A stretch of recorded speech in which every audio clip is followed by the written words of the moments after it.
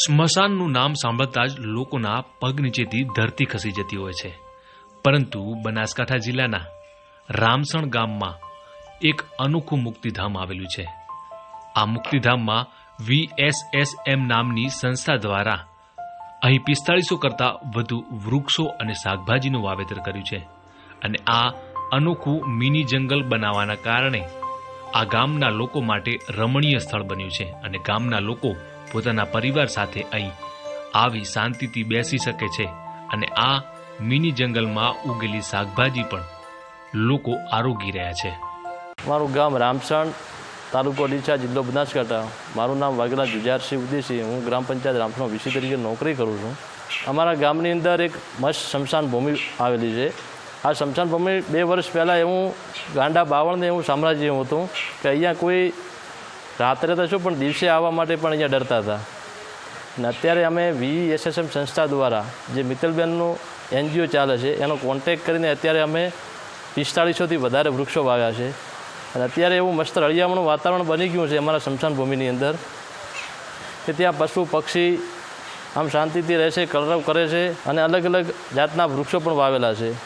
બીજું અમે શાકભાજીનું પણ થોડા ઘણું વાવેતર કરીએ છીએ. એમાં કોઈ અમારા જે સંચાલક રાખેલા છે ચેલાભાઈ, એ પોતે ગરીબ માણસોને આ શાકભાજી વેચી દે છે. બીજું તો અહીંયા જે કોઈ સ્મશાન ભૂમિમાં અગ્નિસંસ્કાર કરવા આવે છે એમના માટે મસ્ત અહીંયા શેડની વ્યવસ્થા કરેલ છે, બેસવા માટે બોકડાની વ્યવસ્થા કરેલ છે અને અહીંયા પાણી માટેની પણ વ્યવસ્થા સારી એવી કરેલી છે. અને ઉનાળાના ટાઈમમાં તો અહીંયા વડીલો અને યુવાનો પણ અહીંયા બેસવા માટે આવે છે કે આવું મસ્ત વાતાવરણ જોઈને. ખાસ વ્યવસ્થા તો અહીંયા જો મસ્ત અહીંયા શેડ છે, પાણી બેસવા માટે બોકડા છે, પાણીની મસ્ત વ્યવસ્થા છે. બીજું તો કોઈ આ અતિ સુંદર વાતાવરણ સારું છે એટલે કોઈ વડીલો યુવાનો બેસવા માટે પણ આવે છે અને કોઈ વાંચવાવાળા આવે છે. અહીંયા અન્ય લોકોને ખાસ સૂચના એ છે કે જ્યાં તમારું સ્મશાન ભૂમિ છે કે જ્યાં કોઈ બંજર જમીન છે ત્યાં પણ તમે આવો કોઈ NGOનો કોન્ટેક કરી અને તમે આવા મસ્ત વૃક્ષો વાવો તો ભવિષ્ય માટે પણ સારું છે અને વૃક્ષોના કારણે તમારા પાણીના તળ પણ ઊંચા આવશે. 2 વર્ષ પહેલાં અમારા રામસણ ગામને આ સ્મશાન ભૂમિની અંદર ગાંડા બાવળ હતા. અહીંયા ભૂંડ, નીલગાય આવું બધું અંદર અહીંયા રહેતું હતું. અહીંયા દિવસે આવું પણ મને બીક લાગતી હતી. આમ તો કોઈ પણ માણસને તમે સ્મશાન ભૂમિનું નામ લો ને એટલે ડરતું જ હોય કે જવરાજના. પણ અત્યારે અમારા NGOનો કોન્ટેક થયા પછી, મિત્તલબેનનો કોન્ટેક થયા પછી એમના સાથ સહકારથી અને ગામનો પણ સાથ સહકાર અમને મળ્યો છે. એમના સાથ સહકારથી અમે અત્યારે 4500થી વધારે વૃક્ષો વાવેલ છે.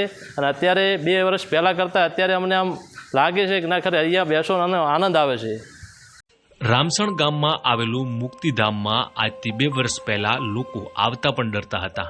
અત્યારે આ મુક્તિધામ મિની જંગલની સાથે એક રમણીય સ્થળ બન્યું છે અને ગામના લોકો પોતાના પરિવાર સાથે પણ અહીંયા ફરવા માટે આવી રહ્યા છે અને વૃદ્ધ લોકો પણ અહીં આવી મનને શાંતિ મેળવી રહ્યા છે. મારું નામ ભરતભાઈ ડાભી છે, શાંતિભાઈ ભરતભાઈ ડાભી, ગામ રામસણ. પહેલાં હવે બંજર જમી પડી હતી, કોરા બાવળિયા ઊભા હતા, માણ છે, માણમાં બાવળિયા બીજા કાઢીને ઝાડનો વિકાસ કર્યો. ઝાડ એવી રીતે થઈ ગયા છે અમારા છોકરા બીજા રમવા આવે, સારી રીતે સુવિધા મળી ગઈ.